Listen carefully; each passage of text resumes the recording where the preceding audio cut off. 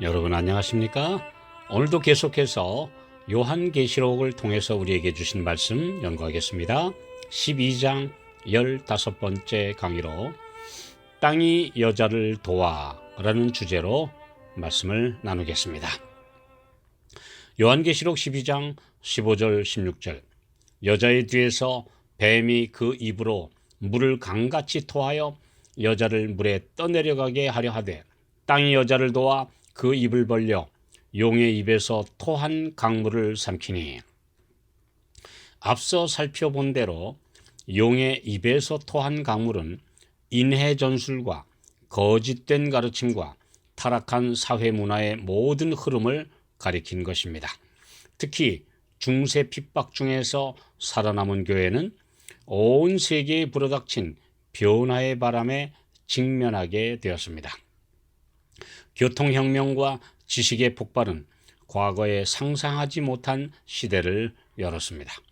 옛 믿음의 유산을 지키며 순수한 신앙을 유지하던 성도들마저 이 변화에 적응할 수밖에 없었고, 자녀들은 더 빨리 사회에 동화되고 있습니다.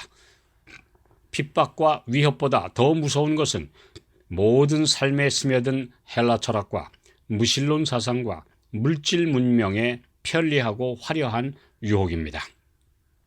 특히 기독교 안에까지 침투한 고등 비평을 비롯해서 창조와 기적의 역사를 부정하는 사상들은 정통신앙에 가장 큰 위협이 되었습니다.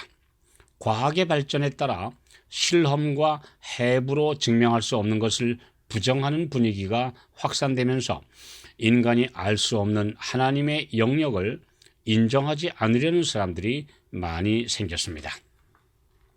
노아 홍수의 이야기, 바벨탑 사건, 홍해와 요단강의 기적 같은 많은 성경의 기록과 예수께서 오셔서 하신 많은 이적들을 신화와 전설로 여기는 학자들이 많아지면서 성경의 권위를 의심하고 불신하는 풍조들이 신앙의 가장 큰 방해 요인으로 떠올랐습니다.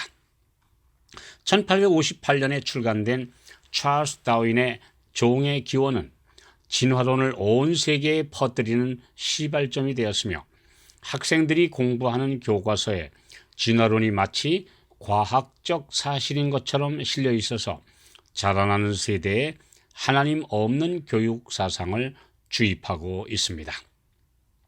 이 외에도 불가지론, 즉 알 수 없음으로 믿지 못한다는 사상과 회의주의가 사람들을 믿음에서 떠나게 하는 시대입니다. 사람들을 바쁘게 만들고 오락과 쾌락에 빠지게 하는 온갖 발명들이 사람들의 정신과 영혼까지 병들게 하고 제정신을 잃게 하고 있습니다. 이렇게 홍수같이 몰려온 용의 입에서 나온 사상과 이론들에 많은 사람들이 방향 감각을 잃고 떠내려가고 있습니다. 그리스도교를 믿노라고 하면서 하나님의 계명과 예수 믿음에 기초를 두지 않고 신비한 이적과 꿈과 호기심을 일으키는 주장들이 신자들을 정로에서 이탈시키고 있으며 단순한 신앙을 비웃는 시대입니다. 그러나 주님께서는 대비책을 세워 놓으셨습니다. 하나님을 아는 지식을 가진 과학자들을 통해 일하십니다. 참된 과학은 깊이 연구할수록 창조의 신비에 감탄하도록 인도합니다. 우주의 무한한 신비와 질서정연하게 궤도를 도는 천체들은 보이지 아니하시는 창조주의 능력을 강하게 증거하고 있습니다. 특별히 근대로부터 발전된 성서고고학은 땅속에서 무진장한 보물을 캐내기 시작했습니다. 성경의 역사와 그 시대의 유물들이 발굴되면서 예언의 확실한 성취가 드러나게 되었습니다. 고등 비평론자들이 제기했던 각종 의혹은 이제 대부분 해소되어 그들의 주장이 설 자리가 없게 되었습니다. 1799년에 발견된 로제타 석은 고대 언어를 해독하여 성경 역사를 확인하는 열쇠가 되었고, 중동 지방 대부분 지역에서 점토판들과 기념비들이 쏟아져 나오면서 그 시대 문화와 역사가 성경과 일치한다는 사실을 확인시켰습니다. 이를 통해 비록 아직 미확인된 부분이라 할지라도 사람의 지식이 부족할 뿐 의심할 수 없도록 충분한 증거를 가지게 된 것입니다. 또 땅이 여자를 도와라는 예언의 성취는 핍박을 받던 성도들에게 신대륙이 발견되어 자유를 찾아 유럽을 탈출하도록 한 역사적 사실입니다. 아직 중세 기간인 1492년 콜럼부스에 의해 발견된 신대륙은 1620년부터 수많은 사람들에게 삶의 새로운 땅이 되었습니다. 교회와 성도들은 멸절되지 않고 살아남아 온 세계에 복음의 문을 활짝 열게 되는 기회를 주었습니다.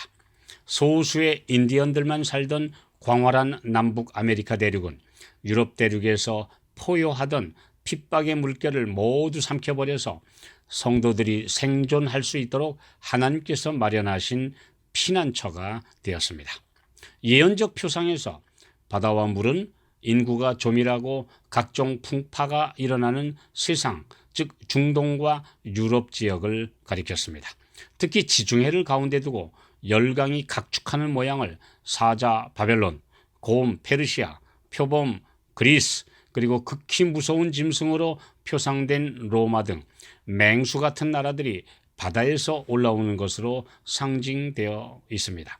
그러나 계시록 13장 11절에는 새끼양 같은 짐승이 바다가 아닌 땅에서 올라오는 것으로 묘사된 것은 이 나라가 맹수 같은 전쟁의 풍랑을 거치지 않고 인구가 조밀하지 않은 신대륙에서 조용하게 시작되어 마침내 온 세계에서 가장 크고 강한 나라가 될 것임을 예언한 것입니다.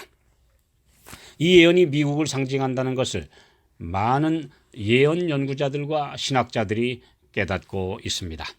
이 부분을 13장에서 후에 자세히 연구할 것입니다. 계시록의 예언을 깊이 연구하면 할수록 더 확신을 갖게 됩니다.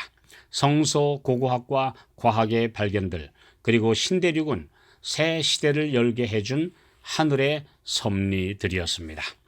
오늘 우리는 이제 이 모든 예언들이 거의 성취된 시대에 살고 있습니다. 이제 우리 눈앞에서 마지막 사건들이 빠르게 성취되고 또 이루어져 가고 있습니다. 주의 오실 날이 가까웠습니다. 우리 모두가 깨어 준비하는 주의 귀한 성도들 되시기를 축원합니다.